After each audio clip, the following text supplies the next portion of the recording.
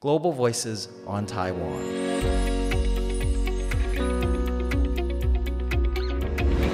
Hi everyone, welcome back to Global Voices on Taiwan.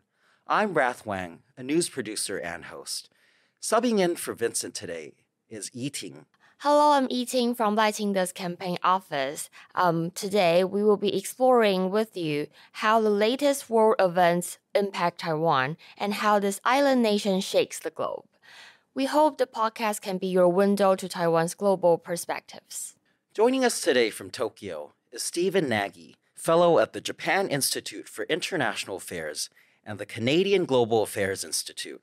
Professor Nagy also teaches politics and international affairs at Japan's International Christian University. He's just one of the many experts, journalists, and policymakers on our podcast. One watershed moment we've recently seen is a joint statement in support of Taiwan at Camp David. Japan's Prime Minister Kishida, South Korea's President Yoon, and U.S. President Biden publicly said, quote, "Peace and stability across the Taiwan Strait is indispensable to the security and prosperity of the international community." How significant is this statement, Professor?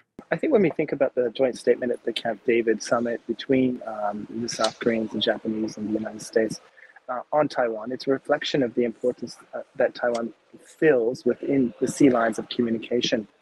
About 5.5 trillion US dollars of trade go through the South China Sea and in and around the Taiwan Strait, which means that if there was a military conflict or some kind of accidental conflict in and around these straits, it would fundamentally disrupt global trade and the flow of energy exports into the second largest economy, the third largest economy, and the 10th largest economy, South Korea. So it's really critical that this region and the waters in and around Taiwan remain stable, they remain peaceful, and they remain regulated by international law. Do you feel that we'll see more of these statements coming, as we've seen countries in NATO and outside of NATO talk about Taiwan and about peace in the Taiwan Straits? Absolutely, and I think that we started to see these statements when the late Prime Minister Shinzo Abe stepped down from his premiership, and then we saw his predecessor, Prime Minister Suga, visit Washington and the summit with President Biden, and they included a statement about peace and stability across the Taiwan Straits. Since that time, we've seen Taiwan be front and center of a NATO statement, of a G7 statement. We've seen the Quad summit also talk about the importance of Taiwan. And most recently, and I think surprisingly, is South Korea has unilaterally talked about the importance of peace and stability across the Taiwan Straits. And as you mentioned, the Camp David summit reiterated the importance that Taiwan is in terms of the region's broader economic stability, but really thinking about what happens in Taiwan matters to not only the region, but the global economy. And I think this is why we're continuing to see more of Taiwan in international and multilateral statements, because there's a recognition that the current actions by Beijing to whether it's military exercises or its threats across the Taiwan Straits really could be an extremely disruptive force on the global economy. Touching further on this milestone, what has brought Japan and South Korea together, despite so much animosity towards their historical grievances and disagreements? Well, I think it's important for us to recognize that South Korea and Japan and their citizens, they generally like each other. But on issues of history, there are some serious challenges. And of course, our South Korean friends still are seeking some financial compensation for forced labor by the Japanese during its imperial period. And there's also discussions about the comfort limit issue and how this could be dealt with in a more adept way by the Japanese. But that being said, I think under President Yoon's leadership, he has understood the importance of the bilateral relationship between Japan and South Korea, understands the importance of strengthening the trilateral relationships with the United States as well. And they have converged in terms of their concerns about China's assertive behavior in the region broadly, but some of its track record of economic coercion And of course, South Korea experienced economic coercion in 2017 after the release of the treated water from Fukushima. We've seen bullying, economic coercion, even racialized abuse against the Japanese following the release of the treated water from Fukushima. So these countries are understanding that their neighbor is an important economic opportunity, but its assertive behavior, its efforts to revise the regional security structure, and its behavior towards Taiwan are fundamentally destabilizing and not in the interests of Japan or South Korea, pushing them together rather than driving them apart. So you probably agree that it is China's aggression bringing like-minded democracies together in a way that we've never seen before, right? Is this reassuring for Taiwan, given that it abides with the international rules-based order? I think importantly, it's not just democracies that are concerned about this assertive behavior. Vietnam, Malaysia, the Philippines, Indonesia are also concerned about Chinese behavior. And I think that we see other countries outside the region also looking at Chinese assertive behavior within the region as fundamentally destabilizing, fundamentally against the rules-based order that has brought peace and stability and prosperity since the end of World War II. And again, they're looking at Taiwan and seeing it really as a canary in the coal mine. If something happens to Taiwan, what will be the fundamental consequences, the cascade of negative effects on the broader region? And I think in this sense, Taiwan has become an important part of many countries' foreign policy and how they think about the Indo-Pacific region. Professor, you mentioned earlier the economic significance of Taiwan. We've seen Japan and Taiwan boost economic ties, and TSMC is on its way to build a second semiconductor fab in Japan, while its first is almost operating and running. How significant is Taiwan to Japan's economy? As Japan thinks about Taiwan, it's thinking about its position with the sea lines of communication that I mentioned earlier, in that if there was a kinetic conflict, that's a military conflict or some kind of accidental conflict in the straits or in and around Taiwan, it would disrupt sea lines of communication and the import of export of goods into Japan, not to mention energy resources. So Taiwan has a really, really important part of the Japanese economy. Second, of course, is this technology and the complementariness of many aspects of the Taiwanese economy with the Japanese economy. Japan worries about, again, what could potentially happen if there was a forced reunification, what that would mean for products such as semiconductors that are produced by the Taiwanese semiconductor manufacturing company. Would they be disrupted? Would they be weaponized? Would they be monopolized by the Chinese government, fundamentally affecting the signature industries of Japan? Remember, Toyota, Suzuki, Honda, many of the parts that go into phones and computers and other electronics do have these semiconductors that are made in Taiwan, but in Japanese products. So there's a real view that if something were to happen to Taiwan, it would fundamentally affect the Japanese economy in a negative way. And lastly, Japan has very, very close people-to-people relations, historical relations, and cultural relations with the Taiwanese people, which they value, they want to protect, and they want to maintain moving forward. Going back to the economy, Japan and even the Netherlands, there might have been sort of a bit of long discussions with the U.S. in terms of de-risking, but we've seen that happen. Do you feel with this trend led by the U.S., will Taiwan play a greater role in the context of Japan or even North America with Canada or even the EU? Well, the broader trend, Rath, is that countries, again, are recognizing that Taiwan is a really, really important part of the stability and peace across the region, and what happens to Taiwan matters. They also see Taiwan as a global public good, and what I mean by that is that Taiwan is not only producing those critical semiconductors that many countries rely on for their vanguard technologies, but how Taiwan manages its democracy, how it manages its bilateral relations with China, how it manages its future is in the interest of I think, countries around the world.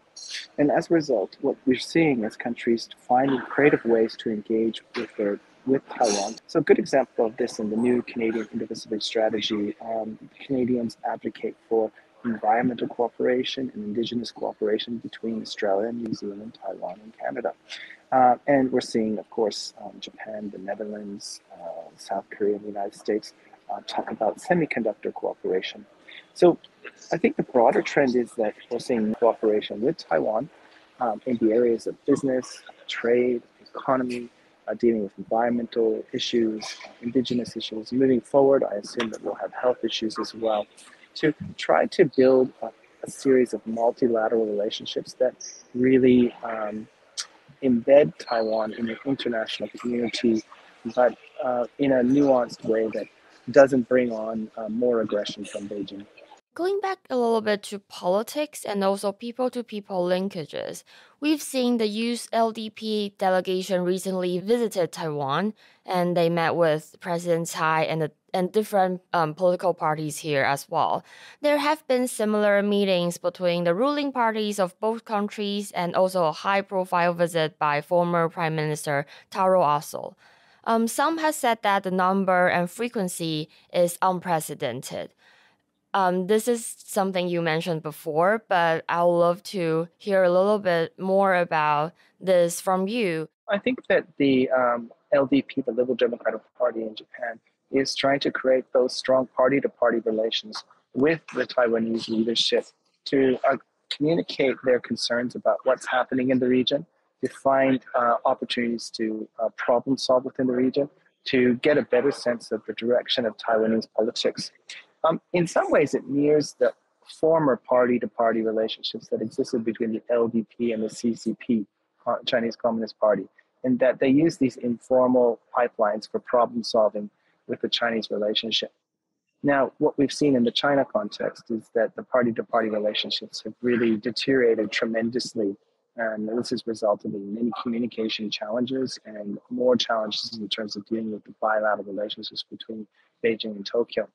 But with regards to Taiwan and Japan, again, the LDP sees the importance of having party-to-party communications. It kind of bypasses the concerns about state-to-state relations because it's party-to-party. And again, they want to build these strong lines of communication, shared understandings of the region, focus on peace and stability across the Taiwan Straits to really ensure that Taiwan continues to maintain its democratic system, its freedom of press, its civil society. And, I guess what the Japanese are thinking is that they want to prevent another Hong Kong from occurring, where the national security law that was adopted in June 2020 decimated civil society, decimated freedom of press, and decimated the voices of Hong Kong citizens. They want to avoid that, and I think their preferred approach is to really strengthen communication, strengthen people-to-people relations, strengthen party-to-party relations so that they can ensure that doesn't happen. Japan still significantly trades with China, and those in the government, as you mentioned earlier, are treading a thin line of what they perceive as not crossing Beijing's red line. Are party-to-party talks, aside from talks, what substantial support do you see for Taiwan? What we're seeing is that Japan, working with other like-minded countries, are really using their diplomatic power and voice to really raise the profile of Taiwan, raise the stakes of it. What happens to Taiwan matters not only to the region but to the world. Such as with the WTO and all that. Yeah. WTO, but also World Health Organization. World Health Organization, but its place in the semiconductor supply chain, its place within a family of democratic political institutions within the region, its role in terms of fighting disinformation from China, its role in terms of fighting propaganda. There's a real strong sense that Taiwan needs to be pulled into global prominence, so there's a much better understanding of the importance that Taiwan really holds for democracy, for pushing it back against authoritarianism, for our technological supply chains. And again, we're seeing this in unilateral statements, bilateral statements, multilateral statements. And I think that this is really, really a positive step for Taiwan. What it means is, again, the status quo is preserved. And I think for ordinary Taiwanese people, what's most important is that they maintain their current life, their current political system, the current freedom of press, the current ability to have free civil society. This is a de facto sovereignty or de facto independence that needs to be preserved. We've also seen earlier this year a trial ferry sail between Yilan and Yonaguni, which is only 110 kilometers apart. What many seem to misunderstand is Taiwan's closest neighbor is China, which is 170 kilometers, where in fact Japan is closer to Taiwan in that sense. What can we read from this geographic significance? Yonaguni Islands are, you can see Taiwan from them. I think this is one of the reasons why Japan is so concerned about what happens to Taiwan, because their territory is so closely located to Taiwan. But I think, again, it's more about the long-term relationship that Japan has had with the beautiful island, Formosa, of Taiwan. And of course, they had this colonial history, but colonial history and its post-World War II history and the relationship that Japan and Taiwan has built together over the past 70 or 80 years is one of friendship, one of trade, one of a shared culture, one of mutual admiration, one that's built on shared understandings of democracy, rule of law, freedom of press, civil society. And, what it says is that these two societies really share a lot in common, and that these commonalities bring them together. And that if something happens to one or the other, that there's concerns that it could spill over into their states. And this is where I think why the two countries are converged at so many different levels. Last but not least, given all these challenges, but also there's a boost in support for Taiwan, how do you feel Taiwan should navigate these challenges? And as you mentioned, making sure that democracy and our way of life here remains the way that it is. I think it's really critical for us to, learn from what's happened to Hong Kong. As I mentioned, freedom of press has been crushed. Civil society has been crushed. Now young people are exposed to nationalist education in which that they are taught a very different reality than I think much of the world faces. No longer can the Tiananmen Square massacre events be commemorated in Hong Kong. And growingly, voices of dissent are quashed through the national security law. We definitely don't want this to happen to Taiwan. We want Taiwan to preserve its system, preserve its autonomy, preserve its lifestyle. And the best way to do that, again, is to find ways to build non-state relations with countries like Japan, like Canada, the United States, Australia, New Zealand, increase the education exchanges, increase the business exchanges, increase the engagement between labor unions or fishery associations or other organizations to build a whole series of relationships that really tie Taiwan into many countries' interests. And I think that this is the way to move forward. Taiwan's done really well. Thank you so much, Professor, and thank you all for joining us on Global Voices on Taiwan. To ensure you don't miss out exciting insights from this island nation's captivating stories, make sure to subscribe on your preferred podcast and social media platform. Also check our full video out on YouTube. See you soon.